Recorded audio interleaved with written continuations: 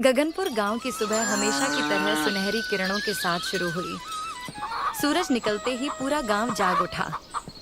कोई अपने खेतों की ओर हल लेकर निकल पड़ा, कोई गाय भैंस का दूध निकालने में जुट गया, तो कोई ताज़ी सब्जियां टोकरी में भरकर बाजार की ओर चल पड़ा। पूरे गांव में मेहनत और ईमानदारी की मिसाल बसती थी। इसी गांव की सबसे बड़ी पहचान थी मोहन काका का मटन चावल का ठेला। पिछले 60 वर्षों से मोहन काका अपने हाथों से ऐसा स्वादिष्ट मटन बनाते आ रहे थे कि दूर दूर के लोग भी उसका स्वाद चखने आते थे। गांव में अगर किसी का मटन सबसे मशहूर था तो वह सिर्फ मोहन काका का।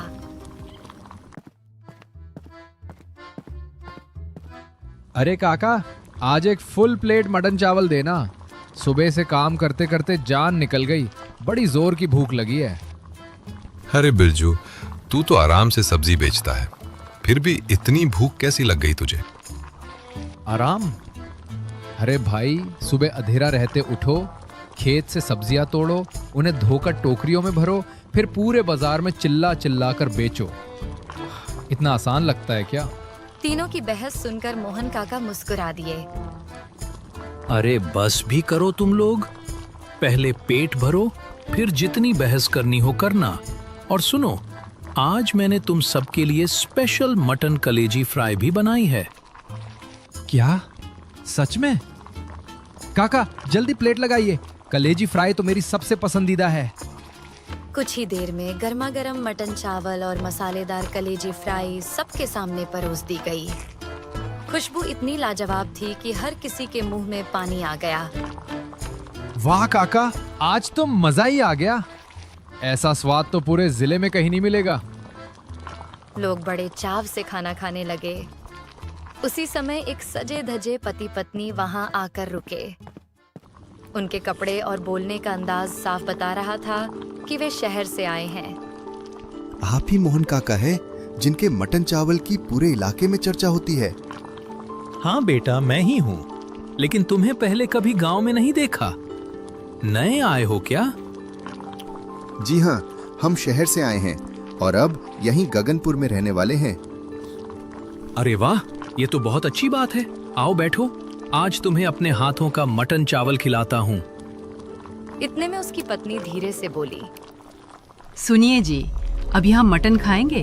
घर चलिए, राहुल ने जरूर कुछ अच्छा बनाया होगा। अरे एक बार चक्कर तो देखते हैं, इनके मटन की इतनी तारीफ सुनी है। हमारे राहुल से अच्छा मटन कोई बना ही नहीं सकता। चलिए घर चलते हैं, मैं उसी से बनवाती हूँ। इतना कहकर दोनों वहां से चले गए। उनके जाते ही एक ग्राहक हंसते हुए बोला, लगता है उनका राहुल खुद को बड़ा बावर्ची समझता है। एक बार काका का खाना खा लिया तो सारी अकड़ निकल जाएगी। लेकिन इस बार मोहन काका नहीं हंसे। वे चुपचाप उन दोनों को जाते हुए देखते रहे। लगता है गगनपुर में कोई नया बावर्ची आया है। देखते हैं उसके हाथों में कितना दम है। कुछ दिन तक सब कुछ पहले जैसा ही चलता रहा। रोज दोपहर होते ही मोहन काका के ठेले पर भीड़ उमड़ पड़ती। लोग बड़े चाव से खाना खाते। लेकिन एक दिन जब काका ग्राहकों को खाना परोस रहे थे, तभी सामने एक नौजवान आकर खड़ा हो गया। वह कोई और नहीं बल्कि राहुल था। नमस्ते मोहन काका, मैंने आपके बारे में बहुत सुना है। मैं भी इस गांव में मटन चावल का ठेला खोलने वाला हूँ, इसलिए आपसे थोड़ी मदद चाहिए थी। अरे बेटा, मदद मांगने में कैसी शर्म। बोलो, क्या जानना चाहते हो? काका, मैं जानना चाहता था कि इस गांव के लोगों को कैसा मटन पसंद है। ज्यादा तीखा, कम तीखा या फिर कोई खास स्वाद? तभी एक ग्राहक खाते हुए बोला, अरे भाई, हमें तो बस मोहन काका का मटन पसंद है, चाहे तीखा हो या फीका। उनके हाथ का स्वाद ही अलग है। मेरी मानो तो ठेला खोलने का इरादा छोड़ दो। पूरे गांव में कोई भी काका के अलावा किसी और का मटन नहीं खाता। मेहनत बेकार जाएगी। भाई साहब, बिना चखे ही फैसला मत कीजिए। मैं मटन बनाने के पूरे 100 तरीके जानता हूँ। ऐसा स्वाद खिलाऊंगा कि उंगलियां चाटते रह जाओगे। अगर सच में 100 तरीके आते हैं तो बनाओ ना। यहाँ आकर काका से सवाल क्यों पूछ रहे हो? ठीक है, आज आप लोग मेरा मजाक उड़ा रहे हैं, लेकिन याद रखिए बहुत जल्द यही गांव मेरे मटन चावल की भी तारीफ करेगा। इतना कहकर राहुल वहां से चला गया। ठेले पर बैठे लोग फिर हंसने लगे। देख लेना, 2 दिन में खुद ही सामान समेटकर वापस शहर भाग जाएगा। लेकिन मोहन काका अब भी शांत थे। उन्होंने किसी की बात का जवाब नहीं दिया। अगर ये लड़का सच में 100 तरह का मटन बनाना जानता है तो इसमें जरूर कोई बात होगी। शायद गगनपुर में अब मेरे स्वाद को पहली बार असली चुनौती मिलने वाली है। अगली सुबह गगनपुर गांव हमेशा की तरह चहल पहल से भर गया।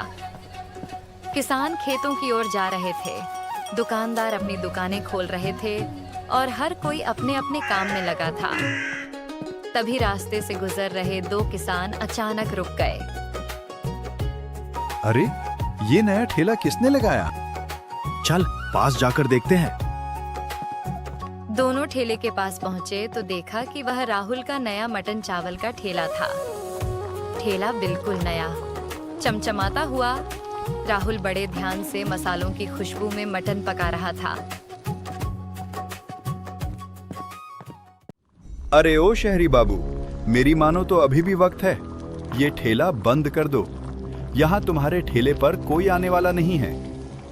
ऐसा कैसे कह सकते हैं? आप दोनों तो बिना बुलाए खुद ही मेरे ठेले तक चले आए।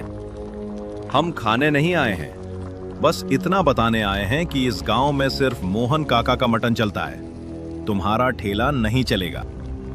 इतना कहकर दोनों वहां से चले गए। राहुल कुछ पल उन्हें जाता हुआ देखता रहा, फिर हल्की मुस्कान के साथ खुद से बोला, ठेला चलेगा या नहीं, इसका फैसला वक्त करेगा, किसी की बात नहीं। धीरे धीरे दोपहर हो गई। उधर मोहन काका के ठेले पर हमेशा की तरह भीड़ लगी हुई थी, लेकिन इधर राहुल के ठेले पर लेकिन गांव वाले बिना उसकी ओर देखे ही आगे निकल जाते। राहुल की आवाज धीरे धीरे धीमी पड़ गई। उसके चेहरे की मुस्कान भी गायब हो चुकी थी। आओ आओ गगनपुर वालों, सबसे अनोखा और नए अंदाज का मटन चावल खाओ। एक बार खाओगे बार बार आओगे। लेकिन गांव वाले बिना उसकी ओर देखे ही आगे निकल जाते। राहुल की आवाज धीरे धीरे धीमी पड़ गई। उसके चेहरे की मुस्कान भी गायब हो चुकी थी। ऐसे ही एक नहीं, पूरे 2 दिन बीत गए। हर दिन राहुल सुबह से शाम तक मेहनत करता, ताजा मटन बनाता, ग्राहकों का इंतजार करता, लेकिन उसके ठेले पर एक भी प्लेट नहीं बिकी। उस रात राहुल उदास होकर घर पहुंचा। पापा, कोई मेरे हाथ का मटन खा ही नहीं रहा। बिना चखे उन्हें कैसे पता चलेगा कि मेरे बनाए मटन का स्वाद कैसा है? बेटा, हिम्मत मत हार। सब्र का फल अक्सर मीठा होता है। आज लोग तुम्हें नहीं जानते, लेकिन एक दिन ऐसा आएगा जब पूरा गगनपुर तुम्हारे हाथ का मटन चावल खाने के लिए लाइन लगाएगा। सुबह के समय गांव के चौपाल में मुखिया जी कुछ बुजुर्गों और गांव वालों के साथ बैठे थे। हर साल की तरह इस साल भी खाने की प्रतियोगिता में जीत हमारी ही होगी। आखिर हमारे पास मोहन काका जो हैं। मुखिया जी, प्रतियोगिता में अब सिर्फ 2 दिन बचे हैं। जब से मोहन काका मटन बना रहे हैं, तब से गगनपुर कभी नहीं हारा। इस बार भी जीत हमारी ही होगी। जाओ, अभी मोहन काका को खबर दे आओ कि 2 दिन बाद प्रतियोगिता है। उन्हें तैयारी शुरू करनी होगी। 2 गांव वाले तुरंत मोहन काका के ठेले की ओर निकल पड़े, लेकिन जैसे ही वे वहां पहुंचे, उनके कदम वहीं रुक गए। जहां हर रोज भीड़ लगी रहती थी, वहां आज सन्नाटा पसरा हुआ था। न ठेला था, न ग्राहकों की लाइन और न ही मटन की खुशबू। आज से पहले तो ऐसा कभी नहीं हुआ। आखिर मोहन काका ने ठेला बंद क्यों रखा? दोनों बिना देर किए मोहन काका के घर की ओर दौड़ पड़े। घर पहुंचते ही उन्होंने देखा कि मोहन काका बिस्तर पर लेटे हुए थे। उनका चेहरा कमजोर लग रहा था। काकी, मोहन काका ठीक तो है? क्या हुआ इन्हें? बेटा, सुबह से उठ भी नहीं पा रहे हैं। डॉक्टर ने साफ कहा है कि इन्हें कुछ महीनों तक पूरा आराम करना होगा। अगर काम किया तो तबीयत और बिगड़ सकती है। यह सुनते ही दोनों के चेहरों का रंग उड़ गया। दोनों बिना एक पल गंवाए चौपाल की ओर भागे। मुखिया जी, बहुत बड़ी मुसीबत हो गई। क्या हुआ? साफ साफ बताओ। दोनों ने सारी बात बता दी। अगर इस बार हम हार गए तो पूरे इलाके में गगनपुर की इज्जत चली जाएगी। ये सिर्फ प्रतियोगिता नहीं, हमारे गांव की प्रतिष्ठा का सवाल है। सुनो, अभी इसी वक्त पूरे गांव में पता करो, क्या कोई और ऐसा है जो अच्छा मटन बना सकता हो? हमें किसी भी हाल में प्रतियोगिता जीतनी होगी। पूरा गगनपुर गांव एक अच्छे मटन बनाने वाले की तलाश में जुट गया था। तभी दो गांव वालों की नजर अचानक एक नए मटन चावल के ठेले पर पड़ी। अरे, ये तो उसी शहर वाले राहुल का ठेला है। दोनों तुरंत राहुल के पास पहुंचे। राहुल उस समय बड़े ध्यान से मटन पका रहा था। भाई, सच सच बताओ, तुम्हें अच्छा मटन चावल बनाना आता है ना? मैं सबसे बढ़िया और एकदम शहरी अंदाज का मटन चावल बनाता हूँ। एक बार खाओगे, स्वाद कभी नहीं भूलोगे। यह सुनते ही दोनों के चेहरे खिल उठे। तो फिर तय रहा, 2 दिन बाद हमारे गांव और पास के 2 गांव के बीच मटन चावल बनाने की बड़ी प्रतियोगिता है। जो जीतेगा उसी गांव का सम्मान बढ़ेगा। इस बार गगनपुर की ओर से तुम प्रतियोगिता में मटन बनाओगे। यह सुनकर राहुल कुछ पल के लिए चौंक गया। क्या? मैं? हाँ, अब पूरे गांव की इज्जत तुम्हारे हाथ में है। ऐसा मटन बनाना कि सब उंगलियां चाटते रह जाएं। गांव वाले खुशी खुशी वहां से चले गए, लेकिन उनके जाते ही राहुल के चेहरे पर हल्की चिंता दिखाई देने लगी। वह तुरंत घर पहुंचा और पूरी बात अपने माता पिता को बता दी। घबराओ मत बेटा, जिंदगी बार बार ऐसे मौके नहीं देती। ये तुम्हारे हुनर को साबित करने का सबसे बड़ा अवसर है।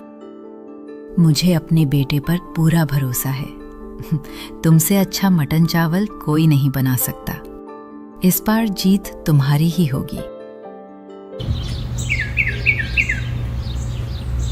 आखिर वह दिन आ ही गया जिसका पूरे गगनपुर को इंतजार था। गांव का बड़ा मैदान लोगों से खचाखच भरा हुआ था। मंच पर तीनों गांवों के मुखिया बैठे थे। उनके साथ शहर से आए एक मशहूर शेफ को मुख्य निर्णायक बनाया गया था। सभी प्रतियोगी तैयार हो जाएं और प्रतियोगिता की शुरुआत की जाए। इतना सुनते ही तीनों बावर्ची अपने अपने काम में जुट गए। किसी ने प्याज काटी, किसी ने मसाले भुने और किसी ने बड़े ध्यान से मटन को पकने के लिए चढ़ा दिया। कुछ ही देर में तीनों का मटन तैयार हो गया। पूरा मैदान अलग अलग खुशबुओं से महक उठा। अब सबसे अहम पल आ चुका था। शहर से आए बड़े शेफ ने सबसे पहले गांव का मटन चखा, फिर दूसरे गांव का और आखिर में राहुल का मटन खाया। पूरा मैदान बिल्कुल शांत हो गया। हर किसी की निगाह सिर्फ शेफ पर टिकी हुई थी। कुछ सेकंड बाद शेफ खड़े हुए और बोले, तीनों प्रतियोगियों ने शानदार मटन चावल बनाया है, लेकिन इन तीनों में एक स्वाद ऐसा है जो सबसे अलग, सबसे संतुलित और सबसे यादगार है। सभी लोग सांस रोककर उनका अगला शब्द सुनने का इंतजार करने लगे। आज की प्रतियोगिता का विजेता है गगनपुर का राहुल। यह सुनते ही पूरा गगनपुर खुशी से झूम उठा। चारों तरफ तालियों और खुशियों की गूंज फैल गई। राहुल की आंखों में खुशी के आंसू आ गए। उसने आसमान की ओर देखा और मन ही मन अपने माता पिता का धन्यवाद किया। तभी गांव वाले दौड़कर उसके पास आए। राहुल, हमने तुम्हें बिना चखे ही गलत समझ लिया था। आज तुमने हमें गलत साबित कर दिया। अब से हम भी तुम्हारे ठेले पर ही मटन खाने आएंगे। आखिर तुम हमारे अमीर घर के मटन चावल वाले हो। अगले ही दिन राहुल ने अपना ठेला लगाया। इस बार नजारा बिल्कुल बदल चुका था। लोग बड़े चाव से उसके हाथ का मटन चावल खा रहे थे और हर कोई उसकी तारीफ कर रहा था। उसी समय धीरे धीरे चलते हुए मोहन काका वहां पहुंचे। बेटा राहुल, आज मुझे यकीन हो गया कि गगनपुर के मटन चावल की जिम्मेदारी अब तुम्हारे कंधों पर सुरक्षित है। तुमने सिर्फ प्रतियोगिता नहीं जीती, बल्कि पूरे गांव का दिल भी जीत लिया। काका, आपका आशीर्वाद ही मेरी सबसे बड़ी ताकत है। मैं हमेशा आपके नाम और इस गांव का सम्मान बनाए रखूंगा। उस दिन राहुल ने साबित कर दिया कि सच्ची जीत केवल हुनर से नहीं, बल्कि धैर्य, मेहनत और कभी हार न मानने वाले हौसले से मिलती है। और इसी के साथ अमीर घर के मटन चावल वाले की यह प्रेरणादायक कहानी यहीं समाप्त होती है।